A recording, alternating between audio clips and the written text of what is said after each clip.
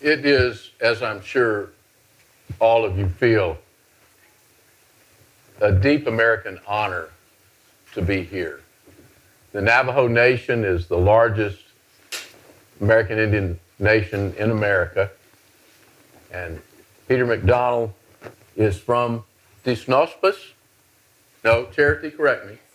Desnospas, Arizona, and he joined the military at age 15. At age 15. He is one of the few remaining Navajo code talkers.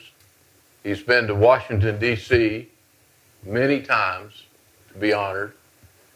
And one thing I want to share with you, a personal thought, that I'm sitting on stage with a man of brilliance. Long after his military service, he attended University of Oklahoma and asked to take the most difficult courses they could offer in order to prove that he deserved to be there. He got a degree in electrical engineering, and we were sharing Sooner stories. My master's degree was also from the University of Oklahoma several years later. So let's give one more round of applause to Peter MacDonald. Thank you.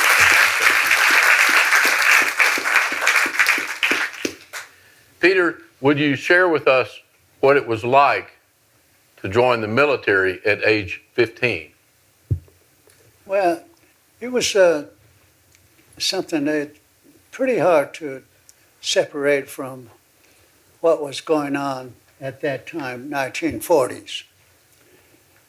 And in the world of Navajo, when you reach the age of 12, you're pretty much an adult. So 15 years old, I was pretty much an adult person. As a matter of fact, back in those days, in Navajo country, Navajo world, there was no such thing as teenagers. You grow up, learn everything you need to learn in order to live in the Navajo world. 12 years of age. After that, you pretty much know what you're supposed to know in order to be a good, productive citizen of the Navajo Nation. And what encouraged you to join the military at age 15? Well, really, this was during World War II. A cousin of mine, with whom I grew up herding sheep, and whenever sheep, livestock stopped grazing real nicely, he and I would get together and play. He was about 3 years older than I am. Mm-hmm. One day, he came home on a furlough, and he was wearing a beautiful blue Marine Corps uniform. And I asked Tom, hey, how do I get one of those? He says, join the Marines. So I said, I want to do that. So he looks at me and says, how old are you? I said, I'm 15. He said, you can't do that. You got to be at least 17. I said, well, they don't know. I like that uniform. So, not too long, I end up in Farmington, New Mexico, Marine Corps recruiting office, and asked the recruiter, I want to join the Marines.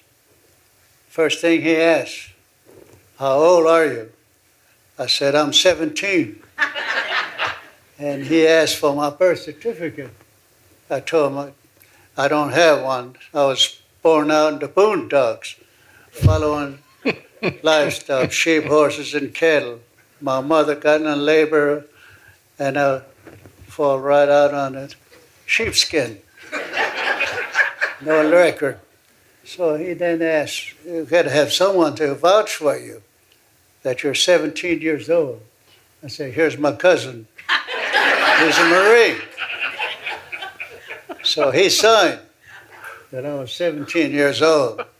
And that's how I joined the United States Marine when I was 17 years old. And how long after you signed and joined the Marines before you got your beautiful blue uniform, which was why you joined? The sad story is, I never wore one of those blue uniforms.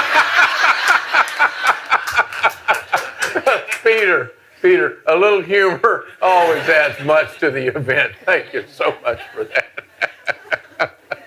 And how long after you joined the Marines did they already have the Navajo Code School, or did they start it? How long afterwards before you entered that school? Yeah. Shortly after the bombing of Pearl Harbor, December 7, 1941, United States Marines, Navy, Army, and Air Force were all getting ready to fight back in the Pacific. Not too long, they ran into one big problem. The problem was communication. They tell us that in any war, no matter how far back you go in history, the side that has the best communication normally has the advantage in war. In our case, in the Pacific, the enemy had the advantage. Why? They were breaking every military code that was being used by Marines, Navy, Army, and Air Force, making it very, very difficult to strategize this huge Pacific area, where it takes days to go from point A to point B, sometimes even weeks to go from point A to point B. Enemy had all that time to break your code. They will then know exactly where you started from, what route you're going to be taking, what day, what time you're going to be at what location. And they would be there with their submarine, blow up your shipment of supplies, equipment, as well as personnel. This wasn't good at all. This particular situation became public in January of 1942, just a few weeks after Pearl Harbor. A gentleman by the name of Philip Johnston was working near San Diego, California. When he learned of this situation, he went over to Marine Corps Base San Diego, talked to the communication officers, suggesting why not use Navajo language as a code. The enemy doesn't know Navajo language, so it would be safe. Well, he tried to explain to the Marine Corps communication officers how this thing could work, but it was difficult for them really to comprehend what was he suggesting. So Philip Johnston came back to the Navajo Nation, took 4 Navajos down to San Diego, and demonstrated to the Marine Corps communication officers what he was talking about. They put 2 Navajos with a radio headset on one end of the building, 2 on the other end. They gave these 2 a message to send in Navajo to the other 2. They compared the 2 messages, the one that was sent, the one that was received, to see how much the 2 messages look alike. They were similar, but it wasn't alike at all. But it had some possibilities. So, Marine Corps communication officers asked permission from the United States Marine Corps Commandant in Washington, D.C., permission to try the suggestion made by Philip Johnston. Was Philip Johnston Navajo? Philip Johnston was not a Navajo. How did he know that this would... Philip Johnston his parents came to the Navajo Nation late 1800 as missionaries to Navajo. Philip Johnston was just a little boy then. So he grew up on Navajo, playing with Navajo kids, learned the Navajo language, learned the culture. Philip Johnston, also served in World War I in Europe, in the United States Army, with communication unit. Mm-hmm. So he knows something about communication. That's why he made the suggestion. Well, the commandant, after he was asked to try the suggestion made by Philip Johnston, the commandant's response was, "No, don't do that," he said. "We don't know these Indians. All we know is what we see in the movies," he said. When they see wagon trains, they yell and holler right around that wagon train, shooting arrows. This is not that kind of a war, so leave it alone. Number two, the commandant also said, Marine Corps is a very proud organization. We don't want anyone wearing the United States Marine Corps uniform that might embarrass this proud organization. Just do the best you can. The truth is there were probably thousands of American Indians already in uniform, and he was not aware of it. With that rejection, that's now talking that rejection was in February of 1942. Well, the enemy continued to move in our direction in the Pacific, blowing up our shipment of supplies, personnel, even taking islands that we need in order to get closer to their homeland, like Guam, Wake Island, and other islands. Moving in the direction of Belfast, no problem. More pressure on the commandant. We need a code. We need something because we might as well just call the enemy and say, hey, tomorrow we're going to leave San Diego and we're going to take such a route. We're going to be such and such a place, such a day and time. They'll say thank you. Well, eventually, in April of 1942, the commandant said, okay, but you got to do it my way, he said. My way is you are developing a military code. All military code are top secret. No one knows these military codes except those who have a need to know.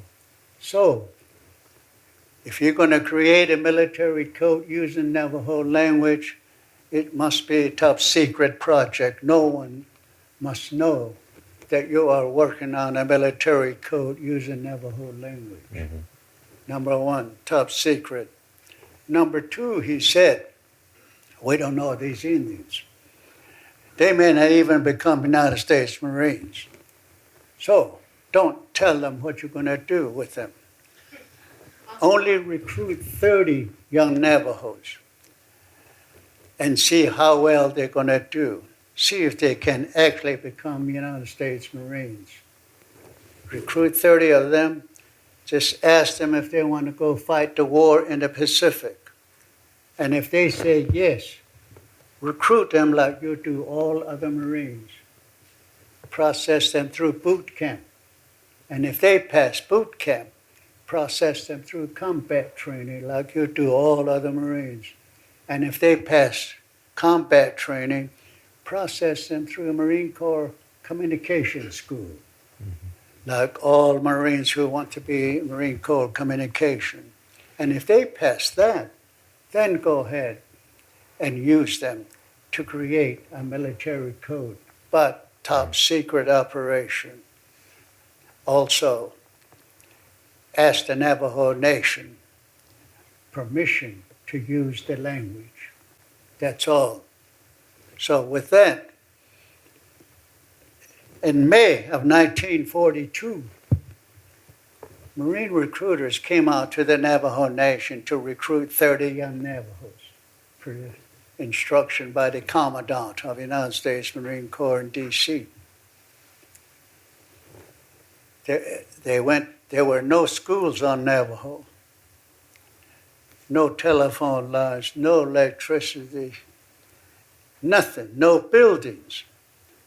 As a matter of fact, if you stood in the middle of the Navajo Nation, whichever way you looked all you would have seen was livestock. Thousands of sheep, horses, and cattle, whichever way you look, plus hogans, that's our home. We sleep in there and eat. We leave the hogan before sunup to tend to all these livestock that was out there then, owned by families. Some families had 1,500 head of sheep, 500 cows, and maybe about 30 horses, and a farm. That was life back in 1940 on Navajo. How long did it take to recruit the 30 Navajo? Well, they went to boarding schools. That's where Navajo kids were going Yes. to school. Yes. Federal government boarding schools. It took them about 3 weeks to get 30 young Navajos to volunteer, who want to go to war, shoot enemies in the Pacific. Well, they were given preliminary physical exam. One of them dropped out, so only 29 were put on a bus, were taken down to San Diego Marine Corps Recruit Depot. Now, you were already in the Marines at this time, is that correct? Beg pardon? You were already in the Marines at this No, I was time? just a baby then. Oh, you were 1942. That's when I'm talking. just a baby. I joined Marines when I was in 1944. Right, you were just a baby in 42. Yeah, right. But you were a teenage baby. 1942. Yeah. Why the code was needed, how it was debated whether they try or not. Finally, it was decided. So 29 young Navajos were bused down to San Diego to go through boot camp, see if they can actually become Marines. The 29 were made into one platoon. There were several platoons going through boot camp, all at the same time. At the end of boot camp, each platoon is graded to see which one came in number 1, number 2, number 3, number 4. Navajo platoon, the 29 young Navajos. After May of 1942, came in number 1 of all other platoons going through boot camp. This went back to the commandant. Of course, the commandant was very happy. He said, wonderful. He said, now process them through combat training and see what they do. Well, they did the same thing. They came out of that combat training as experts or sharpshooters with most of the weapons that were being used at that time. Then they were then processed through a Marine Corps Communications School at Camp Pendleton, California, near Oceanside. That's where they taught us how to operate different radio equipment that was being used at that time, how to make minor repairs out in the field. Also how to run telephone lines from coconut trees to coconut trees. Also taught us Navy semaphore signals. They taught us Morse Code. Of course, Morse Code was one of the military codes used at that time. They don't use that anymore, but it went something like dot, did it, dot, dot, did it. That was Morse Code. Well, these 29 young Navajos in 1942 passed all of that. After they passed all of that, they were then separated from all other Marines. United States Marine Corps colonel, a full bird colonel, took charge of these 29 young Navajos, put them on a bus, took them down to east side of San Diego, California, near a place called Camp Elliott, a top secret location. They were bused to that location. It's a medium-sized building with high fence all around that building, like a prison. A gate. At the gate, there's 2 guards. The colonel, Marine Corps colonel, processed these 29 young Navajos through that gate. Over that gate, there's a big sign that said, "Keep out, top secret operation. Through that gate, these 29 young Navajos were processed into a classroom about a fourth the size of this room here. In that room were tables with 4 chairs. In front of each chair, writing tablet, pencils, a blackboard with chalk and eraser.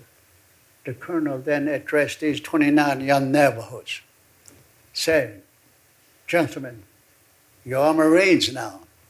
You're ready to go fight the war in the Pacific. But before you do that, we'd like for you to do something else first. We'd like for you to develop a military code using your language." Mind you, this is the first time these 29 young Navajos learned why they were recruited. They were recruited to develop a military code. Yeah. Will you explain something we talked about earlier before the crowd came in about the English alphabet and the interesting way that that was translated into the code? Yeah, well, the first thing that the colonel said to these 29 young Navajos, now we're talking June of 1942 at this top secret location. He said, everything you do is going to be top secret. You're not to take anything out of this top secret classroom back to your barracks out that gate. You're going to be searched before you go back to your barracks, from your toes to the top of your head, making sure you don't take anything out of this top secret classroom. All the notes that you're going to be writing down will be gathered, put in a file under lock and key. Also, whatever code words you're going to be developing must be such that only you would know the code words. Another Navajo, not in this top secret classroom. Here you use these code words you're going to be developing, should have absolutely no idea what in the world you are talking about. Even another Navajo would That's not know. What we want. Yeah. So he says, here's a box full of simple messages sent in combat. Look at it, read it, and see how you can send messages like this using the code words you're going to be developing. Okay? So they went to work. Colonel sat down, lit his pipe, and said, "Gentlemen, go to work." I keep asking myself, if I was one of those 29 young Navajos sitting there, volunteered to go to war in the Pacific and fight the enemy, and here I am, being asked to do something I have no idea what in the world that is or how I'm going to do it. Never done it before. Also, the top secret business. I probably would have said to the other guys, "Hey guys, looks like we made a mistake here. Let's get out of here." Well, I'm sure they thought that. But like all good Marines, you had to obey your officer. So they started looking at these messages, simple military messages. They were all written in the English language, using the English alphabet. A, B, C, D, E, F. This presents the first big problem for these 29 young Navajos. Why? Because Navajo is not a written language. Therefore, there's no Navajo words for letter A or B or C or D. How in the world are you going to send something? You don't even have words for it. So I'm sure they sat there scratching their heads. One of them went to the blackboard, wrote down a big letter A, and said, "Since this whole thing is a top secret project, and only we supposed to know what these code words are, another Navajo not in this top secret classroom should have no idea what we're talking about when we start using these code words. Let's call the letter A Belasana. Belasana in Navajo means apple." So they wrote it down in their notepad. A equals Belasana or apple. How about letter D? They talk about it. Eventually they decided to call letter B shush. Shush in Navajo means bear. Peter, don't tell them J for a little while. Tell them several other letters before you do J. Anyway, letter C, masa. Masa in Navajo means cat. Letter D, B. B in Navajo means deer, D-E-E-R. You see what they were doing? M. They were selecting Navajo words that they're very familiar with because they were also told they cannot take any notes with them into battle, especially the code words. Peter. Because if the enemy ever shoots them, enemy will search them, will take that note and break the code. So. M. What was the letter M? M? M, yeah. Oh. Masa, Nasonse. Nasonse in Navajo means mouse. That's the code word for the letter M. Anyway, they created code words for each letters of the English alphabet from A to Z. And it would be subject to memory only. So they're choosing Navajo words that they're very familiar with, easy to remember, all the way down the line. There would be tests every Friday. They divide the group into two, Group A and Group B. Group A is given a message of all the code words that they have developed and memorized, sent to Group B. Group B writes it down. They compare the two messages to see how well these two messages are becoming to be exactly alike, indicating that they have memorized. Peter, it's time now to tell them J, the animal J in Navajo. Well, the code word for letter J, he wants to know. I don't know why, but the code word for the letter J, Tkele-Choki. Tkele-Choki in Navajo means jackass.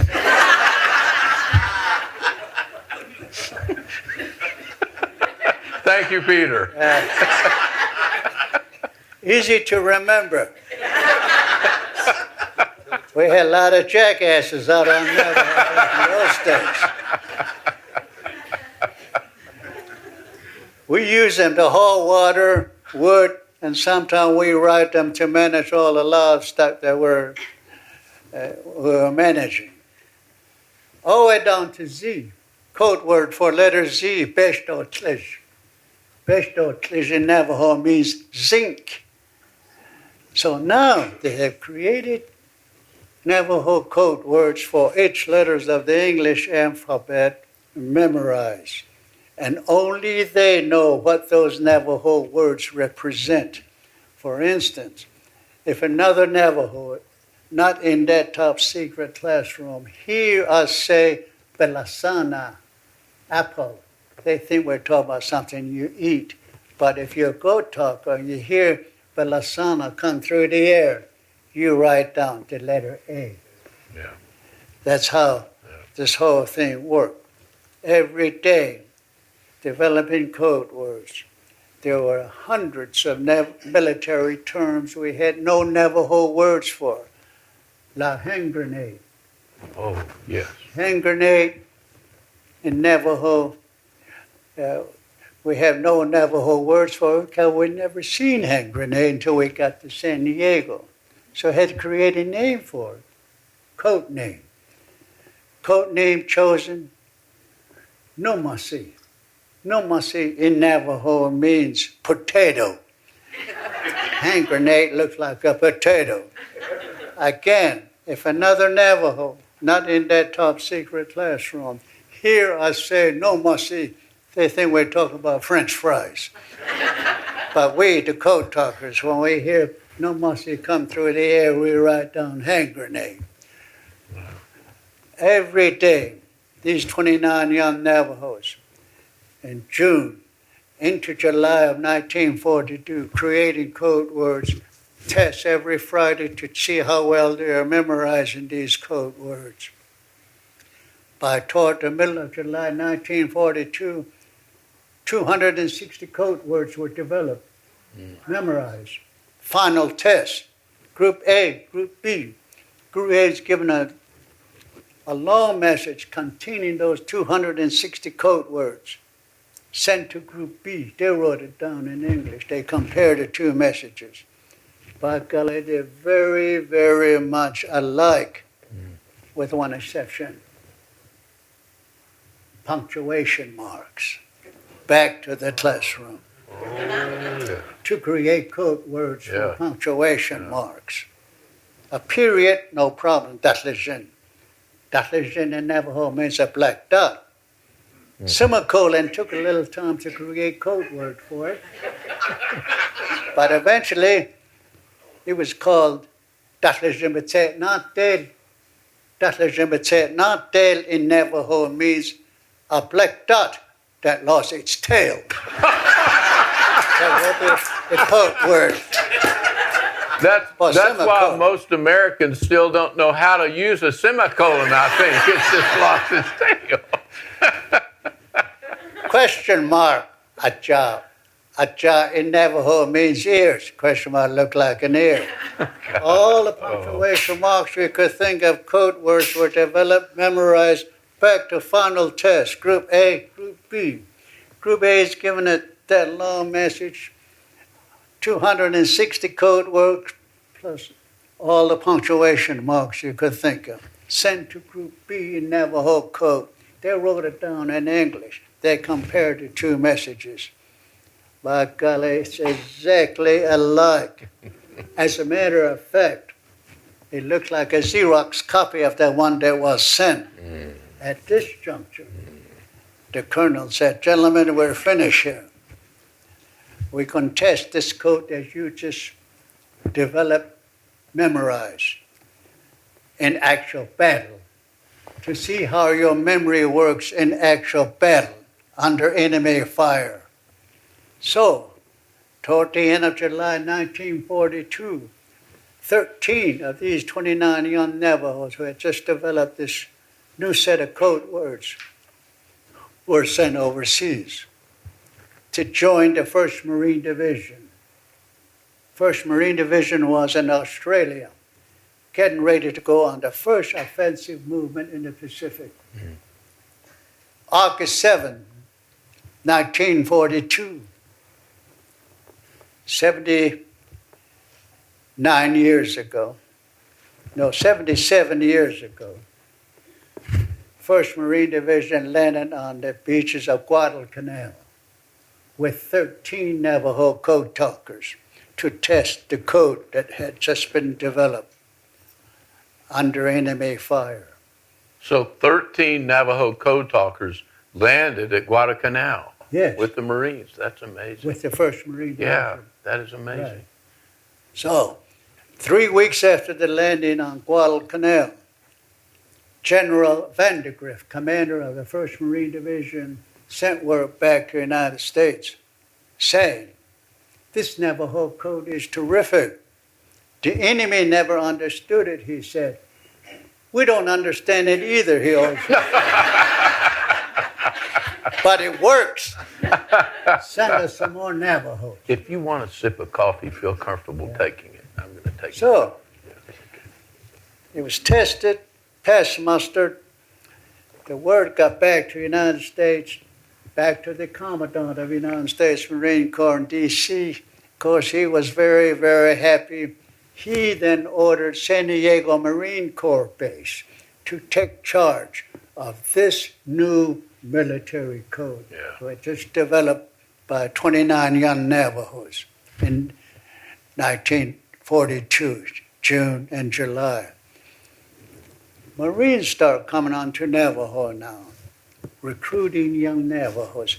Same tactics. Hey, you want to go fight the war in the Pacific? You want to shoot the enemy in the Pacific? Come on, join the Marines. You want to wear a nice blue uniform like come join the Marines. All of them. That's how all of us join the Marines. nothing about code. It's top secret. No one knows there's such a thing going on until go through boot camp. After boot camp, we go through combat training. After combat training, we go through communication school. If we pass all of that, then we get separated from all other Marines to that top secret location east side of San Diego. Now it's called Navajo Code School. Top secret operation into that classroom where we first of all learned the 260 code words that were developed by the first 29 that went in. But as the war went on, more code words were needed.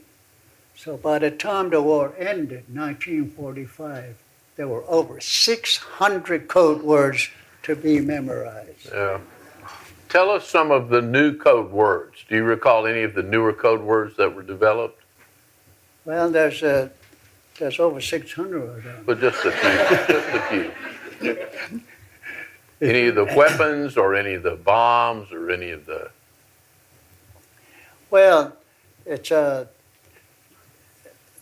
something that as we went along, there's new words that are needed that we didn't think about it with the first group that went in, because there was to be, first of all, their task was to create a code and see how it could be used. Once they learned how it could be used, then most codes that were top secret confidential messages start going through Navajo Code Network. And that became, you need more words because there's a lot more words in those communication. Where were you first stationed? Well, as each group graduated, usually they recruit about 20 or 30 young Navajos. Then they go through boot camp. After combat training, communication school, then they get separated, go through that code school. When they graduate, then they sent overseas. There's a process that went on. Yeah. Where did you first go in the Pacific? Well, I joined 1944. Yeah. I was sent to Pearl Harbor first, and then after Pearl Harbor to Guam, and after Guam into North China, near Manchuria. And when the war ended, I was in North China. What was that like, being in China during World War II? Our principal job was communication. Every landing from Guadalcanal until the war ended, every landing, Navajo code was used. As a matter of fact, it became an official United States military code to be treated and guarded as all other military codes in use at that time. Navajo code. So every landing, Marines and Navy establishes two communication networks. Navajo communication network for all top secret confidential messages. Messages you don't want the enemy to know went through Navajo network. Sure. Yeah. Navajo code. The second communication network was English for all other messages. Messages you don't care if the enemy breaks the code or understand what you're talking about went through English network.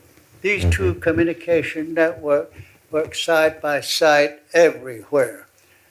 In the landing, front line, beach command post, command ship. Usually a command ship is a battleship where general and an admirals are directing the landing operation. Inside the communication room in the battleship, two tables.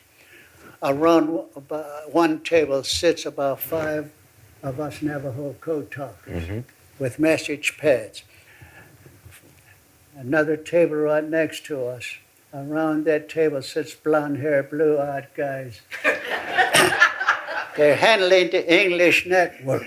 These two communication networks side by side everywhere.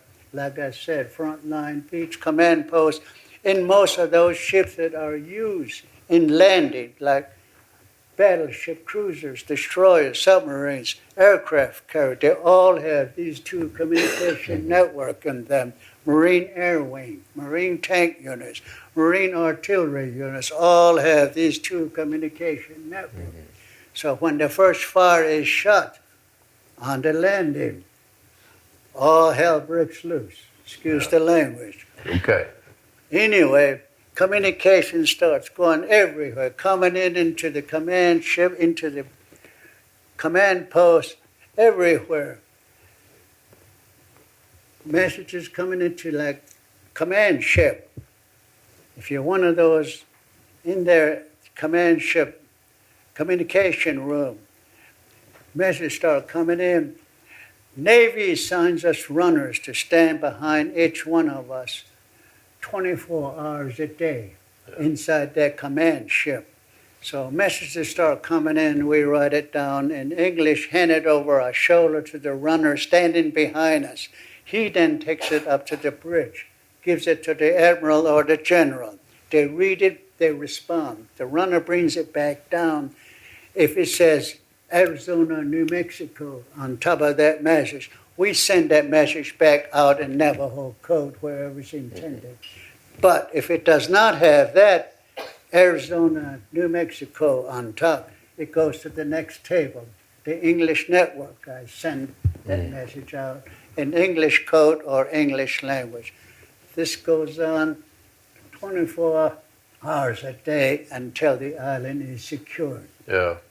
That's how Navajo code was used in every landing, from Guadalcanal, Bougainville, Cape Cluster, New Britain, Tarawa, Macon, Kwajalein, Inuitok, Saipan, Tinian, Guam. I was on Guam. After Guam, Palaloo, a real bad island. After Palaloo, Iwo Jima, another bad one. After Iwo, Okinawa, not only a bad one, but a real long one, almost 3 months before we secured that island. Were you on Iwo Jima? No. 3 Marine Division landed on Iwo Jima, 3rd, 4th, and 5th Division. And each division had at least 80 Navajo code talkers assigned to each division.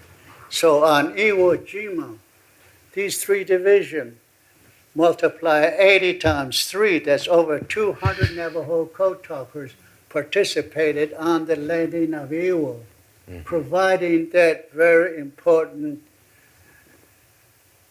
confidential, top secret messages. Messages you don't want the enemy to know went through Navajo network. Yeah. As a matter of fact, on Iwo Jima, 5th Marine Division took the north side of that island. There were some little hills on the north side. A company of Marines were pinned down real badly. So the company commander scribbled a message, handed to Navajo code talker covering the front line for that particular company of 5th Division, to send a message to the beach command post asking for help. They were being fired on from 3 different directions. Mortar shells were being dropped on them by the enemy. They were desperately hanging to their life in their foxholes. A message given to code talker to send that message to beach command post asking for help. This is what he said in Navajo. Tepe ana achi bi dat is tahi de na sonse taji tochen si da sa ta asta na ke shash. I know you didn't understand what I said, but let's say that message was broadcast to the Navajo people on the reservation. What did they hear this Navajo code talkers say in Navajo code words asking for help. This is exactly what he said. By the way, this message I just recited is the actual message that was sent on Iwo Jima. A copy of it is the Marine Corps archives in Washington, D.C. So if you go to D.C., go to Marine Corps archive, you see that crumpled message kind of dirty a little bit because it's right off that island. This is exactly the same message that I just read to you. Anyway, if that message was a broadcast to Navajo, this Navajo code talker said what in Navajo? He said, sheep, eyes, nose, deer, destroyer, tea, mouse, turkey, onion, sick horse, 3, 6, 2, bear. Navajos don't know what the message is. That's what we would have guessed. We would have guessed that. So, what in the world is that? This message took 20 seconds in that I just read. As each Navajo word went through the air from that beneath that hill, 362B, to beach command post, 20 seconds. As each Navajo code words come through the air, the code talker writes it down in English. What did he write down? Sheep, eyes, nose, deer, sick horse? No. This is what he wrote down. Send demolition team to hill 362B. There was 3 hills on the north side, 362A, 362B, 362C. Beneath 362B was the problem. 20 seconds for that message. After 20 seconds, beach command post organized a rescue team to rescue that company of Marines. Tanks with flamethrowers and other heavy units were sent out there. If that same message was sent in English code, 30 minutes, 20 seconds in Navajo code, 30 minutes in English code. Why 30 minutes? Because if you're going to send something in English code, besides our radio that we all carry, we also carry a little unit called scrambling and descrambling machine. If you want to send something in English code, you turn on your scrambling machine. You take the first letter of that message in English, feed it into your scrambling machine, press the button. Take the second letter of that message, feed it into your scrambling machine, press a button. One letter at a time, press the button all the way across the message till you're finished. You press the big button, out comes that message scrambled. That's the one you sent over the air to the English network guys. They write it down in scramble form. They turn on their descrambling machine. Take the first letter of that scrambled message, feed it into their descrambling machine, press a button. Take the next letter of that scrambled message, press a button all day long till he finishes it, presses a big button, out comes that message, hopefully the one that was sent. 30 minutes doing that versus 20 seconds in Navajo, the same code. That's why Marines and Navy really love Navajo code, because it was fast. Not only fast, but it was very secure. They tell us it's the only military code in modern history never broken by an enemy. Navajo code. Save hundreds of thousands of lives in all these landings, from Guadalcanal all the way into Okinawa, North China. And in hill number 2, as you described, where they needed help and they were in danger, there's a great difference between 20 seconds and 30 minutes of sending the help to rescue. Right. Hundreds of thousands of lives, literally. Yeah. As a matter of fact, Can we give just a far too late appreciation of Paul? He will.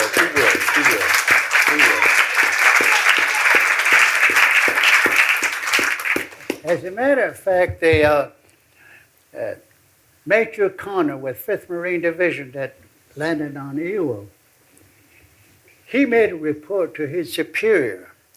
And in that report that he made is also Marine Corps Archives, Washington, D.C.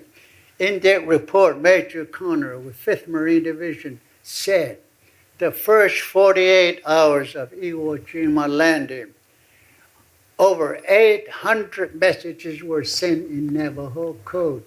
That's just one division. Yeah.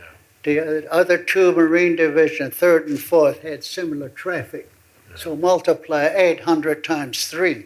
That's over 2,000 Navajo code going through the air the first 48 hours of Iwo Jima landing. Major Connor also said in his report, a copy of that report is in Marine Corps Archives, he said, without Navajo, Marines would never have taken the island of Iwo Jima. That's how valuable Navajo code was to all these landings in the Pacific. Navajo code.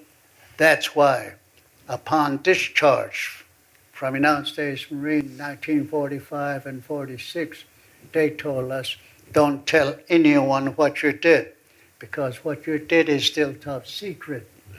You wait until Navajo code is declassified. In the meantime, if someone asks you what you did in war, like your family or friends, just tell them you were a radio man. That's all, nothing more. You wait until the code is declassified. So we came home. Sure enough, people asked, hey, what did you do in the war? Our answer, oh, nothing, we were just radio men. Don't ask me any more questions. That was our answer for 23 years.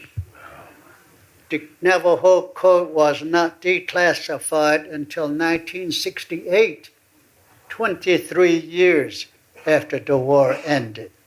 So we were radio men for 23 years. It was not until after 1968 that we learned by television, newspaper, that Navajo Code is officially declassified, and now we can talk about it. It took a little time to recall some of the stuff that we did, because we pretty much put aside everything and went about our life, like University of Oklahoma and whatever. And what was your degree in at Sunderland? Your degree was in electrical engineering? Is that Yes, correct? electrical engineering. Yeah. That's a kind of a funny story. Tell it. We want to hear it. You see, I was a 6th grade dropout. My grandfather told me after I finished 6th grade, when are you going to quit going to school? I said, I don't know. I said, this thing goes to 12 years. I'm just 6 years, 6th grade. But I said, look, do you understand English? I said, yes. Do you know how to speak it? I said, yes. Do you know how to write it? I said, yes. Well, that's it. You don't need to learn anymore. You know how to read it. You know how to write it. You know how to understand it. That's it. Now, what you need to learn, he tells me, is how to make a living, how to take care of yourself. If you get married, how to take care of your wife and your children. That's what you need to learn. And you're not learning that. All you learn is the English language and writing it, that's it. So, you need to quit, and I want to teach you how to make a living Navajo way. So he wants me to learn to be a medicine man. It's a 5-year course, he tells me. to learn to be a medicine man. You learn the songs, the prayers, the history, the creation, and all the songs that in that category. So he says, the reason I want you to learn that is because that's the Navajo way. He was a medicine man. He said, somebody is ill. You cure that person by knowing different herbs that is good for that ailment. Yeah. Know the songs and prayers so that you can heal their mind as well. It takes 5 years. So if you stay with me for 5 years, at the end, you're going to be a medicine man. So I drop out 6th grade, and now I'm now in school. My grandfather, learning to be a medicine man. Well, that only took about a year. I quit. Why? Because it was wartime, and a lot of Navajo kids were in defense plant somewhere, and they come home, and they got beautiful Tony Lama boots, and Stetson, leather jacket. I'm telling you. And here I am. My tennis shoes has hole in it. My Levi has hole in the knees because my grandfather said, look, don't worry about your clothes or your shoes. Forget about earthly stuff. You got to communicate with the Holy One. You got to start communicating. Think about that. Don't think about yourself. Leave it alone. So at the end, that's how you learn, he tells me. Well, I tried for 1 year.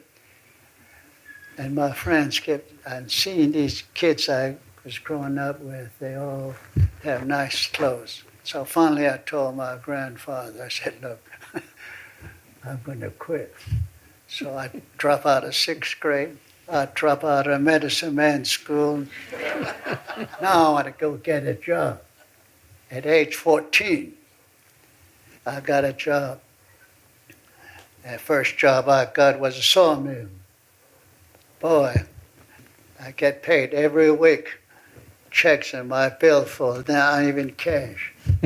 2 months later, I figure I got too many checks, now I better quit. So I quit working. Got me Stetson, Tony Lama boots, nice Levi.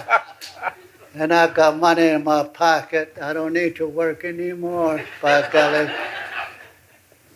Well, that's when I ran into my clan cousin, Tom, Marine, age 15. I decided to join Marines. The uniform. So, when I came home, I was 6th grade dropout. And now I got all this GI Bill. You could go to school. Well, after just laying around for another year, doing nothing, I decided maybe I should go back to school. But I don't want to go back down to 7th grade because I'm too old for that. So someone told me that there's such a thing called GED. Mm-hmm. You could get your degree in 1 year and you're going to college. So I tried it. Got my GED, went to Bacon College, junior college, because I really didn't know I could even make it in college with just 6th grade education. Well, 2 years at junior college, Muskogee, Oklahoma, Bacon College. I was on Dean's Honor Roll all those 2 years. Graduation time, I was called to Dean's office. Dean asked me, did you take an entrance exam? I don't see it in your folder. I said, no one told me about it. Well, he says, you got to have that in order we can graduate you. So I had to take this entrance exam. And a week later, he called me to his office, dean of the Bacon College. He asked me, "What did you do?" I said, "What do you mean what I do?" "You took this test." "Yes."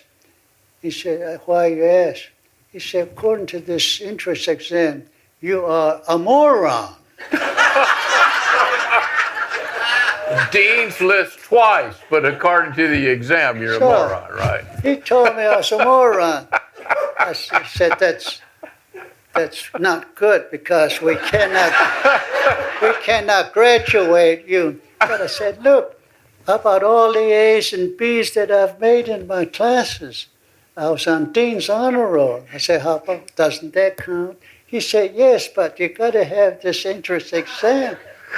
You got to pass that because we should never have admitted you with the score you got. Oh, well, mercy. He made me take it over twice. The second time I went to his office. He said, "Pete, you are still a moron." They really got me here. Here I'm real feel good because I'm making A's and B's in my classes. Eventually, to make the long story short, the Bacon College faculty presidents, I guess, had their meetings and decided to go ahead and graduate me. So I got my diploma. Now I still got GI Bill, right?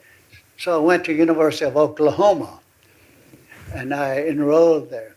My advisor asked me, what do I want to major in?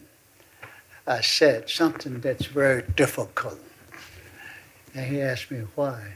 And I told him this story about being a moron. I said, I know I'm not a moron, and I want you to give me the toughest course that I can take. Well, he says, we got a lot of tough courses.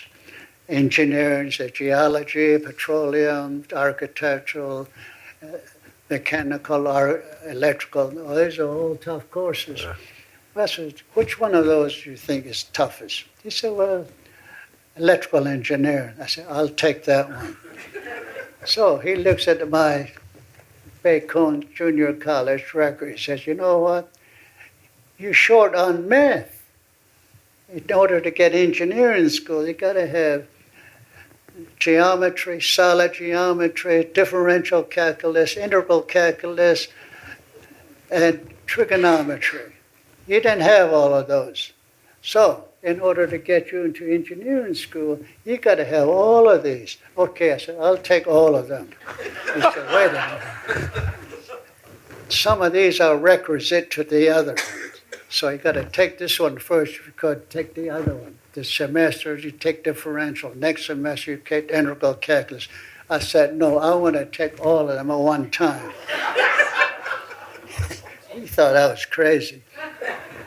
So I said, look, I don't like this stigma that they gave me about being a moron.